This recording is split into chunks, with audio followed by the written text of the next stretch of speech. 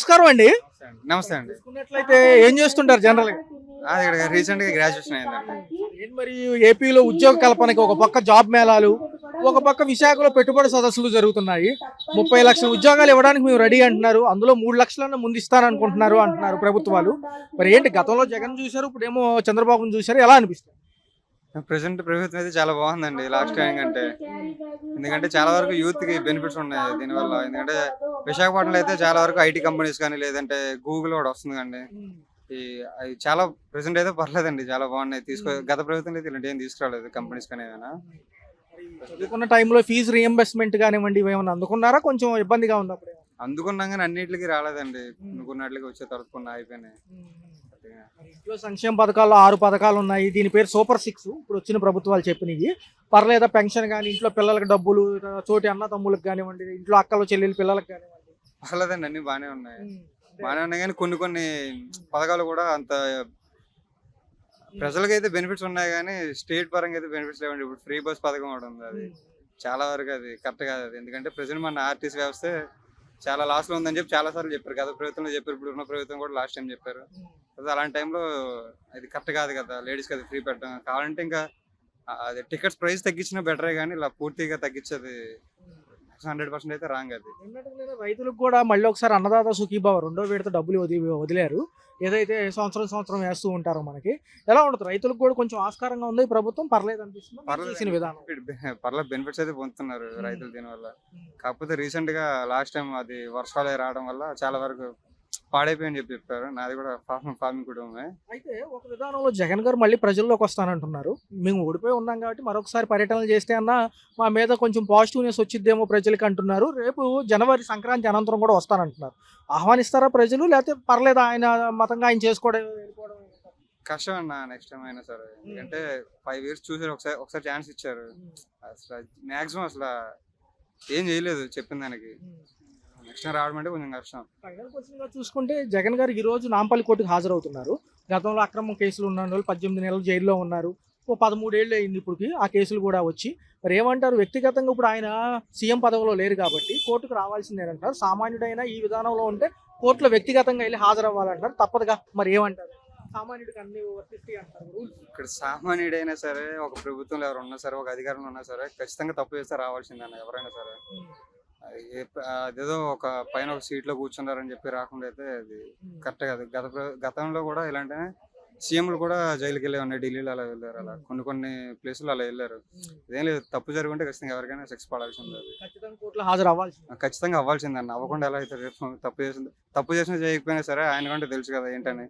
ఖచ్చితంగా ఆయన ప్రూవ్ చేసుకోవాల్సింది అయితే ఉంది కదా, వచ్చి ఖచ్చితంగా రావాలి.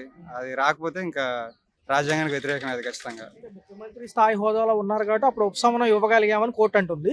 ఇప్పుడు ఎమ్మెల్యే స్థాయి వ్యక్తే కాబట్టి ఖచ్చితంగా ఒకసారి హాజరైతే మరొకసారి ఈ విధి విధానాల గురించి మాట్లాడొచ్చు అని చెప్పి సిబిఐ కూడా ఫోర్స్ చేస్తుంది. మరి వ్యక్తిగత గైర్హాజరుకి అంతకు ముందు పర్మిషన్ తీసుకుని కూడా యూరోప్ వెళ్ళొచ్చారు. మరి ఏమంటారు? ఖచ్చితంగా హాజరు తప్పదంటారు? ఖచ్చితంగా హాజరు అవ్వాలన్నది. ఎక్కడైనా సరే, ఎవరైనా సరే, ఎక్కడున్నా సరే వచ్చి హాజరు అవ్వాల్సి ఖచ్చితంగా తీరాల్సిందే అది. ఎందుకంటే ఈయన తప్పు చేయలేదు అంటే ఈయన ప్రూవ్ చేసుకోవాల్సింది రెస్పాన్సిబిలిటీ కూడా కోర్టులోనే ఉంది. ఇప్పుడు హాజరయ్యి ఆయన అసలు చేశారా చేయలేదా ఆయన వ్యక్తిగతంగా తెలుసు, ప్రజలు కూడా చూసారు. ఏదో జెన్యూన్ జైలుకి వెళ్ళే అవకాశం ఉందంటారా ఒకవేళ ప్రూవ్ అయితే? ప్రూవ్ అయితే ఖచ్చితంగా ఎవరైనా వెళ్లాల్సిందే అన్నది. ఖచ్చితంగా వెళ్ళాలి కూడా. పోలీసులు కూడా యాక్షన్ తీసుకోవాలి, గవర్నమెంట్ కూడా అది తీసుకోవాలి. ప్రూవ్ అయిన తర్వాత అన్యాయం చేసి తప్పు చేసి ఎవరు బయట తిరగడానికి వీలు లేదు మనకున్న రాజ్యాంగం ప్రకారం. మరి పంచాయతీ ఎలక్షన్స్ ఏం జనవరిలో అంటున్నారు, అతి త్వరలో ఉన్నాయి. 3 నెలల పదవీ కాలం ఉన్నప్పటికీ పంచాయతీకి, నగరపాలక సంస్థలకి ముందుగానే కండక్ట్ చేస్తామని స్టేట్ ఎలక్షన్ కమిషన్ అంటుంది. మరి ఈ విధానంలో గ్రామాల్లో పంచాయతీలు కాబట్టి ఈయన కూడా మళ్ళీ పాదయాత్ర లేకపోతే జిల్లాల యాత్ర అంటున్నారు కాబట్టి విధి విధానాలు ఏదైనా మార్పులు ఉంటాయా? ఈసారి ఏదైనా ప్రభుత్వాలు చిన్నగా మారుతాయి అంటారా? మారే అవకాశం అయితే ఉందన్న ఖచ్చితంగా. ఎందుకంటే ఈ పంచాయతీ ఎలక్షన్స్ కూడా చాలా వరకు పైన ఉన్న గవర్నమెంట్ చూసి చేస్తున్నారు తప్ప యువతకి ఎక్కడ ఇవ్వట్లేదు. చిన్న గ్రామాల్లో పంచాయతీల్లో ఒక సర్పంచ్ అయ్యే అవకాశం అయితే యువతలో ఎవరికి ఇవ్వట్లేదు. అది ఒక్కటి కొంచెం చూడాలి. అంటే యువత కొంచెం ముందుకు రావాలి, నాయకత్వం ప్రతి ఒక్కరు నేర్చుకోవాలి. ప్రతి యువత ఇలా ఉంటే బాగుంటుంది, చాలా బాగుంటుంది. ఈ విధంగా ఉంటే చాలా బాగుంటుంది. బయట కూడా ప్రెసెంట్ ఇంతకు ముందులాగా అయితే ఎవరు లేరన్న. పైన ప్రభుత్వం చూసి చేసే వాళ్ళు అయితే ఎవరు లేరు సర్పంచుల్లో. అక్కడ ఉన్న వాళ్ళకి, ప్రజలకి ఎవరైతే న్యాయం చేస్తారో, ఎవరైతే ఆ సౌకర్యాలని చూసుకుంటారో ఖచ్చితంగా వాళ్ళకైతే ఓటైతే ఖచ్చితంగా వేస్తారు. ఒకవేళ అలా వేయలేదు, పైన ఉన్న ప్రభుత్వం చూసే ఓటేస్తానంటే ఖచ్చితంగా అది మారి తీరాలన్నది. ఎందుకంటే పైన ఆడు తప్పు చేసినా సరే ఇక్కడ ఊర్లో విలేజ్ లో ఉన్న వాళ్ళు వాళ్ళకి ఏమైతే కావాలి, వాళ్ళకి ఏమైతే చూసుకోవాలి, అది అక్కడ ఉన్న ప్రజలు వాళ్ళే నిర్ణయించుకోవాలి. అది పైన ప్రభుత్వం చూసి నిర్ణయించుకోకూడదు ఖచ్చితంగా అది. ప్రభుత్వాలు వచ్చి 18 నెలల్లో ఎక్కువ స్త్రీ శక్తి పేరుతోనే ఎక్కువ పథకాలు ఇచ్చారు. మరి ఈ విధానంలో చూసుకుంటే గనక మహిళలకు ఉచిత బస్సు ప్రయాణం ఎలా అనిపిస్తుంది? నిజంగా అర్హుల కంటే అనర్హులు ఎక్కువ తిరుగుతున్నారా? ఇబ్బందిగా ఏమైనా ఉందా? అనర్హులు ఎక్కువగానే తిరుగుతున్నారండి. జాబ్ పరంగా బయటికి వెళ్ళే మహిళలకైతే టైం టు టైం ఆఫీసులకు వెళ్ళలేకపోతున్నారు.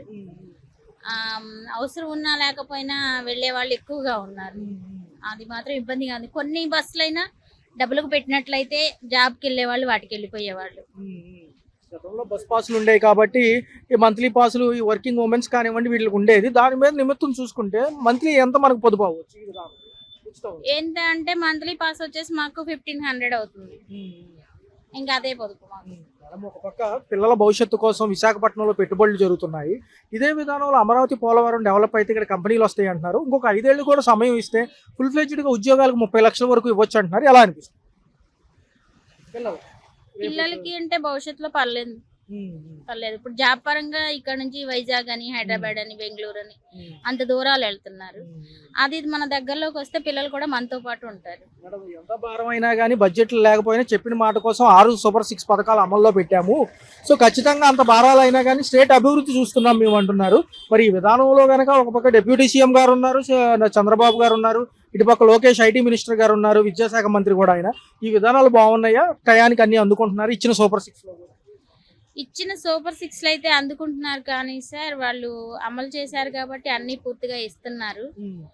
కానీ అవి తగ్గించుకుని అమరావతి డెవలప్మెంట్ కోసం కొంచెం ఎదుగుదల చూసుకుంటే బాగుండేది. ఇక్కడ గ్రామ స్థాయి ఎన్నికలతో పాటు పంచాయతీ ఎలక్షన్స్ అంటాం కదా మనం జనరల్ గా, దాంతో పాటు నగరపాలక ఎన్నికలు కూడా రేపు వచ్చే జనవరి సంక్రాంతి అనంతరం అంటున్నారు. ఎలా ఉండబోతుంది మేడం? జగన్ గారు కూడా మళ్ళీ మాజీ ముఖ్యమంత్రి ప్రజల్లోకి వస్తారంటున్నారు. ఓడిపోయిన చోట మేము వెతుక్కుని గెలవాలి అంటున్నారు. ఆయన కూడా మళ్ళీ ప్రజాయాత్ర, పాదయాత్ర లాంటివి ఏమైనా స్టార్ట్ చేస్తే ఎలా ఉంటుంది? జగన్ గారు, చంద్రబాబు గారు అనేది కాదు కానీ సార్, మనకి ఇప్పుడు ప్రస్తుతం మన ప్రభుత్వాన్ని సకాలంలో నడపాలి అంటే కొంచెం తెలివిగా ఈ అప్పుల్లో నుంచి బయటపడాలి అంటే మనకి చంద్రబాబు గారు ఉంటేనే అవుతుంది. జగన్ గారు వస్తే అంత చెయ్యలేరు. ఆయన తప్పు అని నేను అంటలేదు. ఆయనకి అంత టాలెంటెడ్ గా చెయ్యలేరు. చంద్రబాబు గారు ఉంటేనే మనకి అప్పులు తీరుతాయి. ఇప్పుడు ఇచ్చే పథకాలు కూడా చాలా అప్పుల పరంగానే ఇస్తున్నారు. ఇప్పుడు మళ్ళీ జగన్ గారు వచ్చారంటే అప్పులు పెరుగుతాయి తప్ప తగ్గవు. ఇదే విధానంలో చూసుకుంటే ఈ రోజుకు నాంపల్లి కోర్టు హైదరాబాద్ లో హాజరవుతున్నారు జగన్ గారు. గత 13 ఏళ్ల క్రితం ఏదైతే అక్రమ కేసుల్లో లోపలికి వెళ్ళి 18 నెలలు జైల్లో ఉన్నారు కదా, ఇప్పుడు ముఖ్యమంత్రి హోదాలో గతంలో ఉన్నారు కాబట్టి కోర్టుకు డైరెక్ట్గా వెళ్లాల్సిన పని లేదు. మళ్ళీ ఇప్పుడు సామాన్యుడిగా ఒక ఎమ్మెల్యే స్థాయి కాబట్టి రావాలంటున్నారు. మంచిదేనా? ఏదైనా ఎవరైనా కానీ కోర్టు ముందు ఒకటేనంటున్నారు. అవును సార్, తప్పేముంది దాంట్లో? ఎవరైనా ఒకటే. ఆయనైనా మనమైనా ఎవరైనా ఒకటే కదా. అంటే గతంలో వ్యక్తిగత హాజరు అవసరం లేదు, జస్ట్ లాయర్స్ ఉంటే సరిపోయేది. ఇప్పుడు వ్యక్తిగత హాజరుతో పాటు ప్రత్యక్షంగా ఒకసారి వచ్చి హాజరు అయితే బాగుంటుంది. అవును సార్, వెళ్ళాలి, వెళ్ళి హాజరు అవ్వాలి. ఎందుకంటే ఇప్పుడు ఆయన సీఎం కాదు కదా, మనలాంటి నార్మల్. అలాంటప్పుడు ఆయన మరి ఎలా వెళ్ళి హాజరు అవ్వాలి? అంటే గతంలో యూరోప్ టూర్ వెళ్ళి వచ్చినప్పుడు కూడా పర్మిషన్ తీసుకుని వెళ్ళారు. సిబిఐ వాళ్ళు ఏమంటున్నారంటే ఇప్పుడు హోదా లేదు కాబట్టి మీకు ముఖ్యమంత్రి హోదా ఖచ్చితంగా రండి అంటున్నారు. సో ఇప్పుడు మళ్ళీ మినహాయింపు ఇవ్వడం కుదరదు అంటున్నారు. సామాన్యులకి మీకు ఒకటే న్యాయం అంటున్నారు. సార్ మాకు అంత అవగాహన లేదు కాబట్టి వాటి గురించి నేనేం మాట్లాడలేను. పర్లేదంటారా? వెళ్ళి హాజరవచ్చు అంటారా? హాజరు అవ్వాలి సార్, అయితేనే బెటర్. ఎలా ఉంది మేడం? రాష్ట్ర భవిష్యత్తు కోసం మరొక 5 ఏళ్లు ఇప్పుడున్న కూటమి ప్రభుత్వానికి అవకాశం ఇవ్వమని చంద్రబాబు గారు అంటున్నారు. నిన్న ఈ సాయంత్రం కూడా రైతులకు మరోసారి 2వ విడత డబ్బులు కూడా విడుదల చేశారు. ఈ విధానంలో అన్నదాత సుఖీభావ అంటున్నారు. దాన్ని మరి బాగుందంటారా? అన్నదాత బాగుంది సార్. రైతులకి ఎంత ఇచ్చినా నష్టం లేదు. కాకపోతే ఈ బయట ఫ్రీ బస్సులు, ఆటోలు వాళ్ళకి డబ్బులు ఇవ్వటాలు ఇలాంటివన్నీ అనవసరం సార్. ఇవన్నీ తీసేసి రైతులకి ఇవ్వడమే మంచిది.